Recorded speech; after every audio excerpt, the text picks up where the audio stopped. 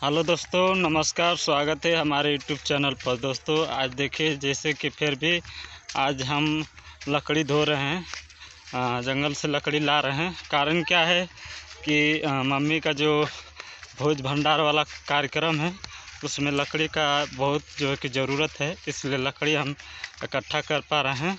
और ज़्यादा वीडियो हम आप लोगों को नहीं बना पा रहे हैं, इसी में बिजी रहते हैं। तो देखिएगा और आप लोग बताइएगा कमेंट में कि लकड़ी पर कौन कौन के घर पे खाना बनता है, और हम लोग का तो लकड़ी पे बनता है। कारण क्या है दोस्तों, जैसे कि घर में तो गैस है पर मेरे नाम से नहीं है, मम्मी पापा के नाम से है, इसलिए जो कि लकड़ी हम लोग इकट्ठा कर रहे हैं। और लकड़ी पे जो कि हम लोग के घर में भी खाना बनता है।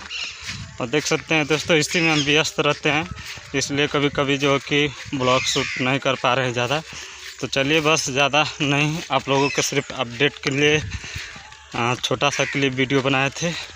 अगर ये वीडियो पसंद आया होगा तो वीडियो को लाइक कर देना। चैनल पर फर्स्ट बार आए हैं तो चैनल को सब्सक्राइब कर लेना।